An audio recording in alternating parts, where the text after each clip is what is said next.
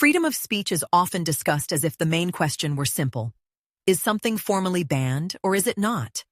But in real life, freedom is measured more subtly. A society can praise free expression in law and still make open speech feel risky in practice. The real test is whether people can voice unpopular, wrong, provocative, or uncomfortable opinions without facing disproportionate social or professional penalties. When people stay silent not because they were persuaded, but because they have calculated the likely costs, something important has already begun to erode. In Germany, the constitutional baseline is clear. Article 5 of the Basic Law protects freedom of expression, freedom of the press, the right to information, and freedom of reporting through broadcasting and film. It also states that there shall be no censorship. At the same time, this protection is not unlimited. Article 5 allows restrictions through general laws, provisions for the protection of young people, and the right to personal honor. So the German constitutional order does not treat speech as absolute. It protects it strongly, but within a legal framework. At the edges, the law is relatively clear. Incitement of hatred, threats, defamation, and some insults are not protected. Those are the easier cases. The harder ones begin where democratic life actually happens. Polemics, satire, exaggeration, factual error, suspicion, harsh criticism, emotional rhetoric, and political anger. In those areas, freedom of speech matters most, because this is where public argument becomes uncomfortable, and where the temptation to punish expression in the name of order or responsibility becomes strongest. The deepest argument for broad protection is not that all opinions are wise, true, or useful. Quite the opposite. Democracy depends on allowing dissent, confusion, and even falsehood to be answered in public, rather than treated automatically as a security problem. A free society is not one in which only verified truths or reasonable views may be spoken. It is one in which deviations can be challenged without first being suppressed. Once disagreement is handled mainly through removal, exclusion, or fear, public reasoning starts to thin out. This is where the idea of the chilling effect becomes central.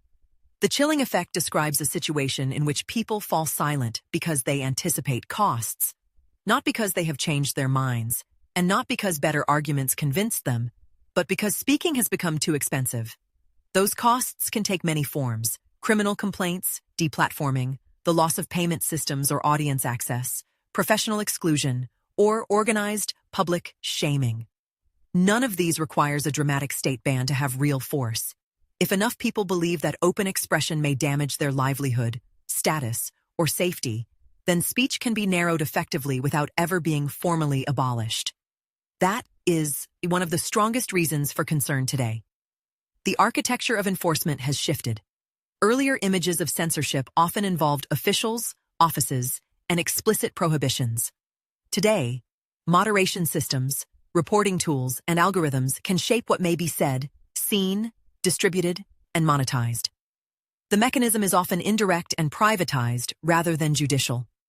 A post may not be banned by a court, yet still disappear from public visibility, lose access to revenue, or become too dangerous to publish regularly.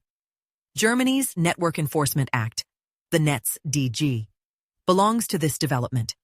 It was introduced with a legitimate aim: to speed the removal of illegal content such as hatred and incitement on large platforms. The concern behind it was real, but its critics argued that the structure of deadlines, liability, and institutional pressure created incentives for platforms to delete more than the law strictly requires. In other words, if the penalty for leaving something up is high, and the penalty for taking lawful but controversial content down is low, risk management may push in the direction of overblocking.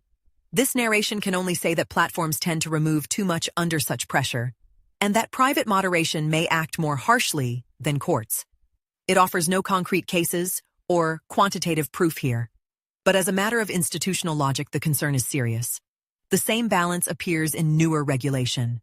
The European Digital Services Act and Germany's Digital Services Act pursue legitimate aims: more transparency, clearer procedures, complaint systems, responsibilities for very large platforms, and responses to systemic risks. None of that is trivial, and none of it should be dismissed casually. But their effect on liberty depends on implementation details. Rules designed to create accountability can, depending on how they are enforced, either protect users and due process, or encourage more cautious suppression by platforms trying to avoid trouble. Another pressure point lies in uncertain categories. Take the word disinformation. It may refer to deliberate deception, but in practice it can also be used for false claims, failed predictions, disputed interpretations, or simply unwelcome positions. That vagueness matters. If the label expands too far, it can pressure doubt, minority views, or unorthodox reporting, not only lies. A constitutional order should be careful here. The state may address fraud, manipulation, and coordinated deception. But once a broad truth-policing mentality takes hold, legitimate disagreement can be treated as contamination. The same caution applies to the phrase hate speech. Morally, the term feels intuitive. Legally, it is much more complex. Constitutional order requires distinctions between crude opinion, insult, threat, and incitement. Those categories are not interchangeable. A democracy committed to free speech cannot simply punish all offensiveness. Offensive expression may be ugly, irresponsible, or corrosive, but that alone does not answer the legal question.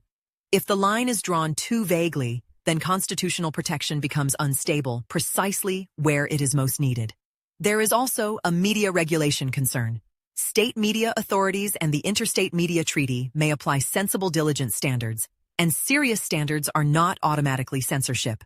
But state-supervised or state-adjacent truth policing online becomes delicate very quickly, especially when institutions influence who counts as journalistic and who does not. Large, established media organizations usually have lawyers, editors, and reputational buffers. Smaller outlets, bloggers, podcasters, and individual creators often do not. They may be more vulnerable to exclusion from legitimate discourse through institutional standards that sound neutral, but are easier for large institutions to satisfy. This creates a potential asymmetry. The same rule can burden a freelancer far more than a broadcaster. The same uncertainty can silence a creator who lacks legal backing while leaving a major organization relatively secure. So even when a regulatory framework has defensible goals, its practical effects may fall unevenly. One risk is that institutional standards become a gate through which only the already established pass easily. Freedom of speech also depends on a less visible condition, the security of private thought and communication. In 2008, Germany's Federal Constitutional Court recognized a fundamental right to the confidentiality and integrity of information technology systems. That was a significant moment because it acknowledged how central digital devices have become to communication, research, and memory. A phone or laptop is not just a tool. It is often the place where people read, think, draft, search, store, and connect. That matters because covert state access affects more than privacy in the narrow sense. It can affect thinking itself. If people suspect that their communications, notes, networks, or research habits may be observed, they may write, read, speak, and associate more cautiously. That effect is especially serious for journalists, lawyers, activists, whistleblowers, and minorities, but it does not stop with them. The possibility of observation can make entire publics more careful, more conformist, and less willing to explore controversial ideas. This argument is presented here as a concern about the logic of surveillance and self-censorship, not as proof of specific abuse. Importantly, Germany's Constitutional Court has repeatedly required strict limits and proportionality for covert intrusions. That is an essential safeguard. It signals that security policy cannot simply expand every technically possible measure at will. The existence of those judicial limits should not be read as evidence that abuse is occurring everywhere. Rather, it shows that constitutional law understands the danger and insists on restraint. And that restraint is the broader lesson. Real harms do exist.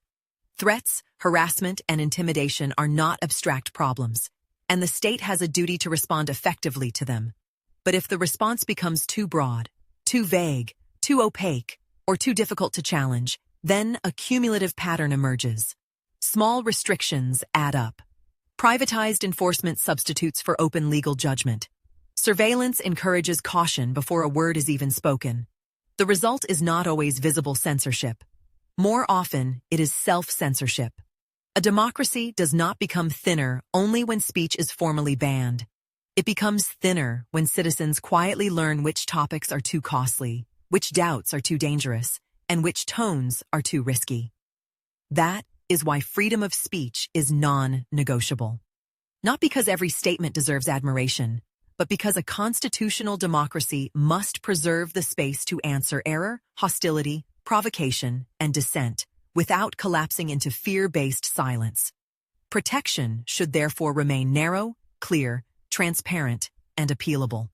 Otherwise, the price of safety may become a public culture in which fewer people dare to think aloud. If you enjoyed this, subscribe, enable notifications, and suggest the next topic in the comments.